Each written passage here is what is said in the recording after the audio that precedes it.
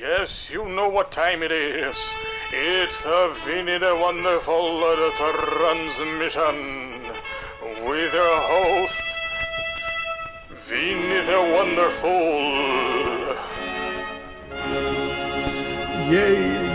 Yeah. Okay, another episode coming for you in this lovely week, in this lovely day. How are you doing? I hope you've been doing great. I just want to comment a little bit on the Lord of the Rings movies that I've mentioned I rewatched. And then I saw the old 70s animation. And so I want to talk about those four movies. The Lord of the Rings trilogy, I know it's a bit of cliche, and everybody says that the movies are long. And they really are. But upon rewatching them, it really felt like a nice experience. You know, the movies, they don't really feel long. They feel like an experience. So if you're used to binge watching series and TV series and stuff, the movies don't really feel that long. Of course, I didn't sit through them in one go. I watched bits and bits until I finally seen it all.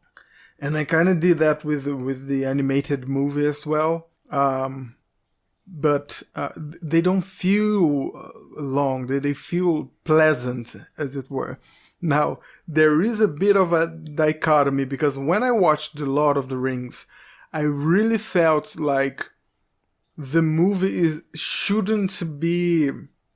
Like, I'm not complaining that it is long, but it is unnecessarily long, if that makes sense. Like, again, this is not a negative criticism. It's just that it's long for an aesthetic sense. It's not long because it needs to be. And I always felt like they could be a single movie instead of a trilogy. Like, if you edit it down. And the animated movie kind of proves that point, because it's all that it happens on the three movies in one animated. However, the movie, it has that long ending. And if you don't like that the movie has a long ending, the animated don't even have an ending. Like, I almost thought like they had a part 2 animation, but they don't. The animated movie just kind of abruptly ends. We don't get to see Frodo throwing the ring into the mountain. We don't get to see like the final fight. We do see the battle just before the last one, as it were. So it was weird. I mean, the movie, I've mentioned that they try to make it very solemn and serene and full of epic, elvish magic, like a romantic video clip. And every character, whether they are an important character or not, they always get like that same special high fantasy treatment, except for the dwarf, except for Gimli, which I think it's a pity. And the animated don't have that. Straight up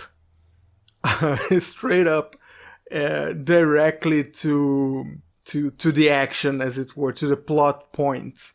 And it's interesting also like how the movie made some quotes really iconic, like "you shall not pass," versus like in the animated version, that is a throwaway line.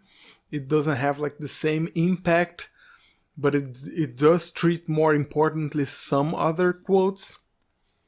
So it's interesting to see watching both versions, like the movie version and the animated, kind of makes me want to read the book, which I might in the future.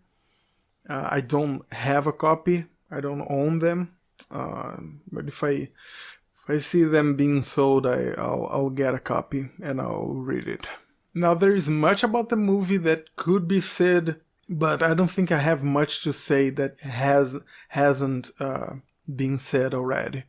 So I want to focus on the animated version, because that was a kind of like a pleasant surprise to see that version, because the animation is really good.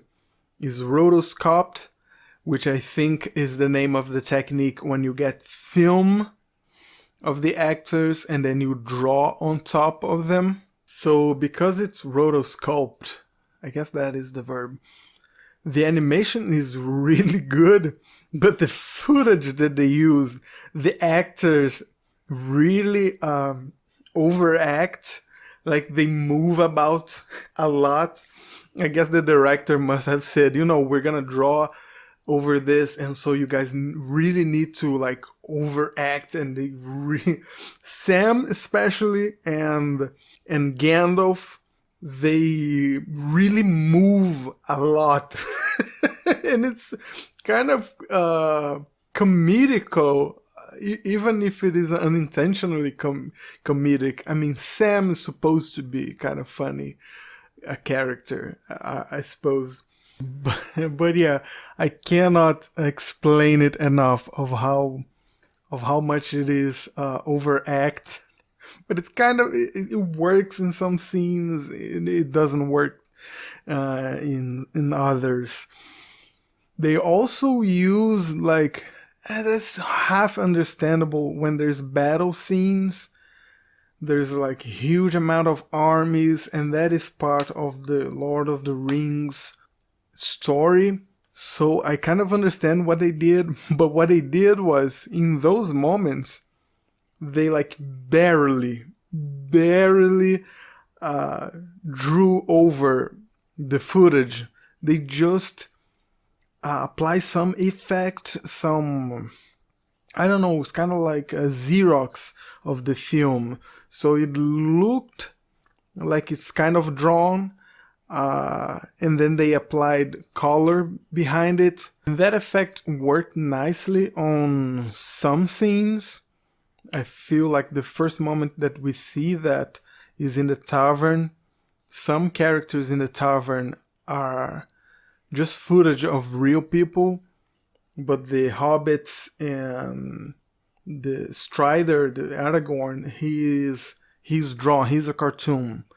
So, and it's kind of integrated nicely, but later on it does feel like it's a little bit lazy. They do that with the monsters, like the monsters aren't drawn, be it Balrog or the orcs. You can really see that it's just like a couple of guys in Halloween costumes. Again, it does have an adorable feel to it, not like it has that good thing of a B movie vibe to it. So maybe I'm just speaking from the point of view of someone who really loves monsters and fantasy. It didn't really bother me, but you can tell how much it's a bit lazily done, if you will. But it still has like a nice aesthetic of it for the monsters, for the orcs and stuff. So overall, I liked it. The character designs, so, I'm sorry, some are better than the others. Smeagol is kind of interesting.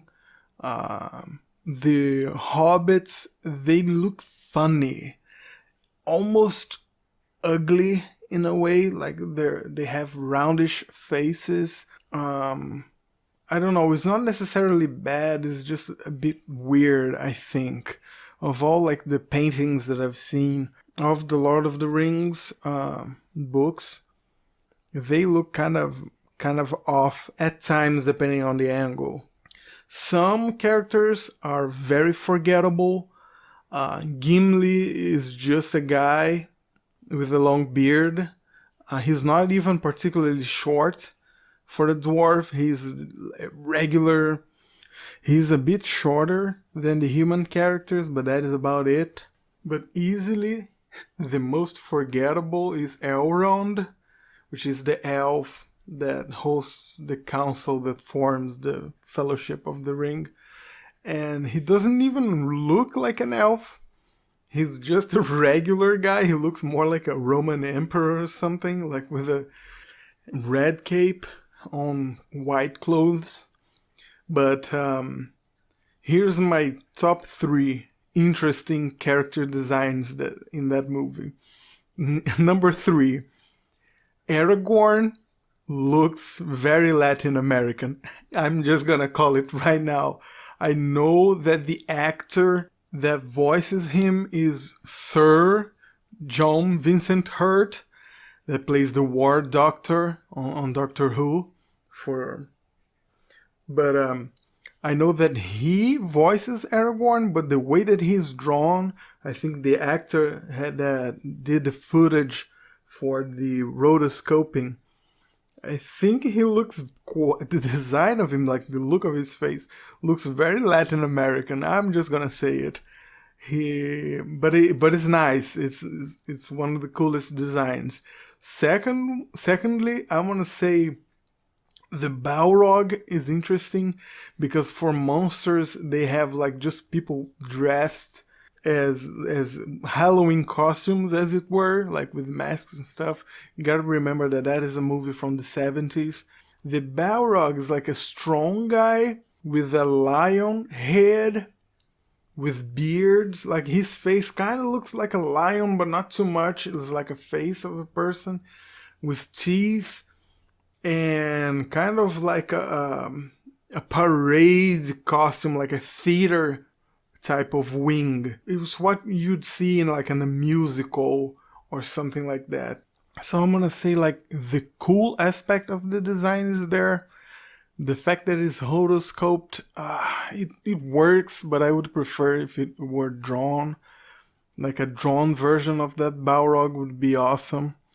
There is a moment though in the movie that Gandalf, when he's fighting with the Balrog, it just turns to a couple of really well-made gouache paintings, like static paintings, and those paintings look amazing. They look brilliant. I gotta research whoever did that particular painting.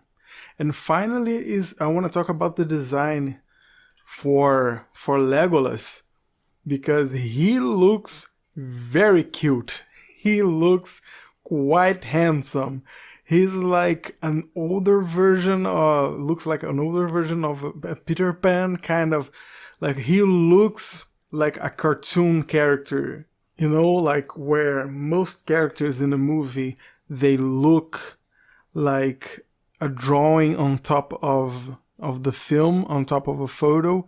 He has a distinct cartoon style, like an older Peter Pan, or the boyish, elvish look of Link from A Legend of Zelda, but like the modern version in cartoon style. So like take the Ocarina of Time or Twilight Princess Link, and then try to make it into a cartoon. Like that is probably how it would end up looking. So he has a very, very adorable face. And his uniform, even though it's earthy tones, it evokes like a lighter tone, which is very angelic and elvish-like in a sense of Tolkien. So top 3. Number 1 is Legolas. Number 2 is wrestler, theater, musical, parade Balrog. And third is Latin American, rugged-looking Aragorn. That is about it. heyvini@hotmail.com. HEYVINY hotmail.com to send me a message, and vinitawonderful.blogspot.com. And I see you guys and gals next time.